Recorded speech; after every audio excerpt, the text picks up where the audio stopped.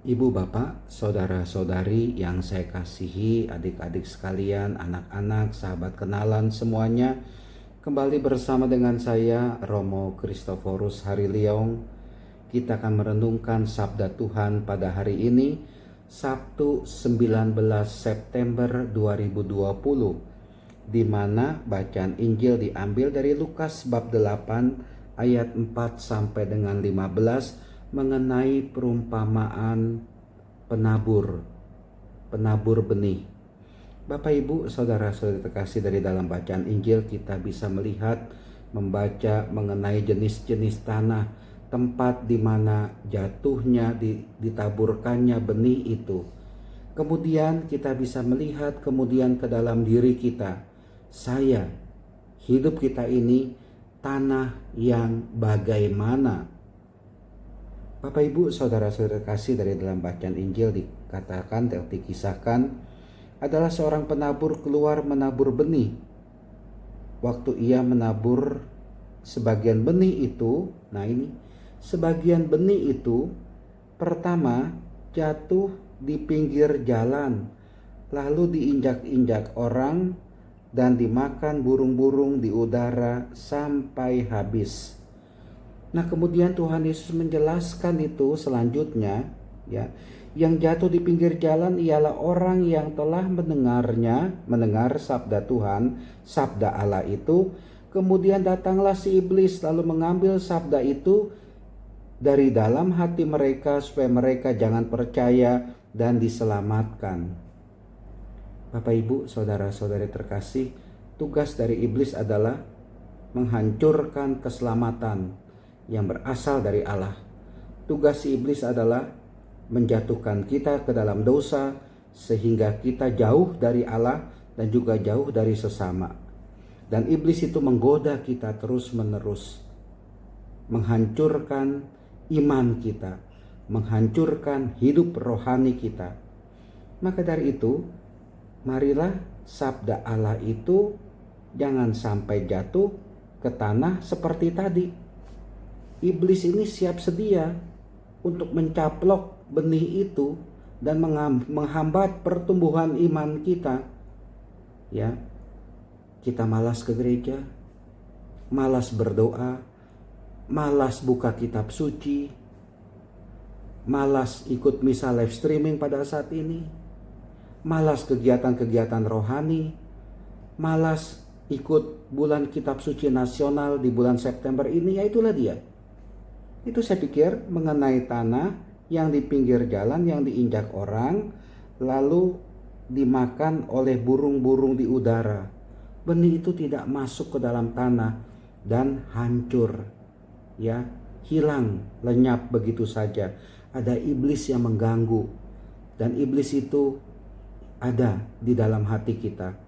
Itu tadi, malas dalam hal rohani, enggan dalam hal rohani. Lalu dikisahkan juga oleh Tuhan Yesus sebagian jatuh di tanah yang berbatu-batu dan tumbuh sebentar lalu layu karena tidak mendapat air. Lalu dikatakan oleh Tuhan Yesus, yang jatuh di tanah yang berbatu-batu ialah orang yang setelah mendengarkan sabda itu menerimanya dengan gembira, tetapi mereka tidak berakar. Mereka hanya percaya sebentar, dan dalam masa pencobaan mereka murtad. Ya, mereka itu mendengarkan sabda Tuhan, percaya sebentar, tetapi enggak berakar kuat sabda itu di dalam dirinya, sehingga ia itu menjadi goyah, terombang-ambing, goyah, imannya goyah, sehingga ia lari meninggalkan Tuhan Yesus, tidak percaya lagi kepada Tuhan Yesus. Apa yang membuat kita tidak lagi percaya kepada Tuhan Yesus? Kesibukan, sibuk, terlalu sibuk, atau mengatakan saya sudah sibuk dengan kegiatan saya sudah sibuk dengan pekerjaan saya, sehingga akhirnya kita meninggalkan Tuhan, kita tidak lagi percaya kepada Tuhan. Apa itu yang lainnya lagi sehingga kita tidak percaya lagi kepada Tuhan? Bersikap masa bodoh. Yang penting saya menikmati hidup saya dahulu lah. Masalah surga itu masalah nanti. Nggak penting bagi saya. Yang penting sekarang ini saya gembira, saya puas, dan saya bisa menikmati hidup ini. Tuhan itu nggak jadi masalah.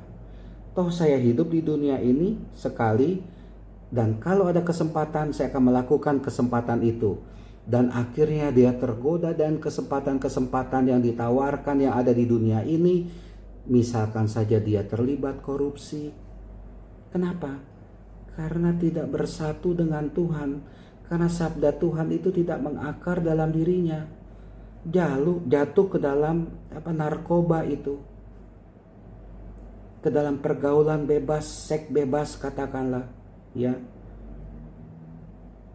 Bergaul dengan orang-orang yang tidak benar, jadi jahat, jadi penjahat katakanlah. Itulah dia, orang-orang yang meninggalkan Tuhan Yesus. Karena meninggalkan Tuhan Yesus, ya benar, satu pihak kita meninggalkan agama kita, meninggalkan Katolik, meninggalkan Kristen, meninggalkan Tuhan Yesus. Tetapi ada juga, ya, katakanlah orang itu masih Kristen, orang itu masih Katolik, tapi orang itu sudah meninggalkan Tuhan Yesus. Kenapa? Suka main judi, suka main perempuan, suka mabuk-mabukan, suka berbuat jahat, mengikuti kehendak daging. Sabda Tuhan itu tidak masuk ke dalam dirinya. Yang dia terima itu hanyalah kesenangan-kesenangan duniawi. Hal-hal duniawi, yang nikmat-nikmat duniawi itu saja mau dia terima. Tetapi dia itu tertutup akan keselamatan. Dia itu tertutup akan kerajaan surga. Ya. Benih itu tidak tumbuh dalam dirinya. Lalu dikatakan lagi oleh Tuhan Yesus, sebagian jatuh di tengah semak duri sehingga terhimpit sampai mati oleh semak-semak yang tumbuh bersama-sama. Lalu Tuhan Yesus menjelaskan itu, ya. Yang jatuh dalam semak duri ialah orang yang mendengar sabda itu, dan dalam pertumbuhan selanjutnya mereka terhimpit oleh kekhawatiran, kekayaan, dan kenikmatan hidup sehingga tidak menghasilkan buah matang. Itulah dia, ya. Godaan-godaan itu begitu kuat dalam kehidupan kita. Cobaan-cobaan itu begitu hebat dalam kehidupan kita. Kalau manusia itu gampang tergoda, gampang jatuh ke dalam cobaan tersebut, niscaya benih itu, iman itu tidak tumbuh. Godaan-godaan itu ada, ya. Cobaan-cobaan itu ada. Tapi yang penting adalah mari kita melihat godaan itu dan mencerna godaan itu yang datang kepada kita. Lalu kita mau buat apa? Coba kita cerna dulu lah kalau kita berhadapan dengan godaan. Jangan kita cepat-cepat ambil reaksi, jangan reaktif katakanlah. Coba kita melihat dengan jernih. Ini kenapa ada godaan seperti ini? Lalu kita bisa memutuskan sikap kita terhadap godaan itu. Bersama dengan Tuhan, saya mau menghadapi godaan itu dan saya mau menang terhadap godaan itu. Saya tidak mau kalah berhadapan dengan cobaan itu. Kekhawatiran juga ada yang kerap kali hadir dalam kehidupan ini. Karena kekhawatiran menjadi iman kita, hidup kita ini tidak terarah kepada Tuhan. Saya khawatir akan hari esok, maka saya mengumpulkan harta supaya saya bisa hidup di hari esok. Supaya di kemudian hari, entah tahun depan, entah bulan depan, entah kapan, saya bisa hidup, saya bisa makan, saya bisa menikmati hidup ini. Lupa ada Tuhan, bahwa Tuhanlah yang memberikan segala-galanya kepada kita, Tuhanlah yang membimbing, Tuhanlah yang menguatkan kita. Kita selalu terarah kepada hal-hal duniawi, kenikmatan hidup ini seperti yang dijelaskan oleh Tuhan Yesus. Sehingga kita tidak lagi beriman, percaya kepada Tuhan Yesus, tapi kita mengikuti terus-menerus cobaan-cobaan di dunia ini, sehingga akhirnya kita tidak menghasilkan buah yang matang, tidak menghasilkan kasih dalam hidup ini. Kita sebagai pengikut Kristus, iman kita mati, tidak menghasilkan cinta kasih, tidak menghasilkan kebaikan, tidak menghasilkan kebenaran dalam kehidupan ini. Nah, kemudian selanjutnya inilah yang mau terjadi atas diri kita. Dan sebagian jatuh di tanah yang baik, lalu tumbuh dan berbuah 100 kali lipat. Tuhan Yesus lalu mengatakan, yang jatuh di tanah yang baik ialah orang yang mendengar sabda itu dan menyimpannya dalam hati yang baik dan menghasilkan buah dalam ketekunannya. Ia tetap tekun berdoa, tekun membaca kitab suci, tekun beribadah, tekun mengalami perjumpaan dengan Tuhan, tekun bersatu dengan Tuhan, sehingga akhirnya Tuhan ada di dalam hatinya dan dia ada di dalam tangan Tuhan. Dan kemudian dia mendapatkan dorongan dari Roh Kudus untuk mengeluarkan, menurut sabda Tuhan Yesus, buah-buah yang baik dalam kehidupan ini. Keluar dari dalam hati dirinya perbendaharaan kasih dari Tuhan. Keluar dari dalam dirinya perbendaharaan kebaikan yang berasal dari Tuhan. Inilah dia yang dikehendaki oleh Tuhan Yesus. Bapak, Ibu, saudara-saudari terkasih, mari kita suburkan diri kita untuk menjadi tanah yang baik. Kita masukkan ke dalam diri kita hal-hal yang positif, supaya sabda Tuhan itu sungguh hidup.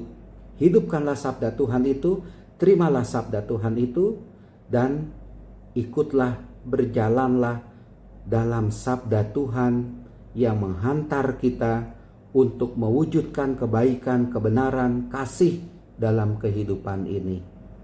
Bapak, Ibu, saudara-saudari terkasih, jadilah tanah yang baik untuk sabda Allah dalam hidup kita.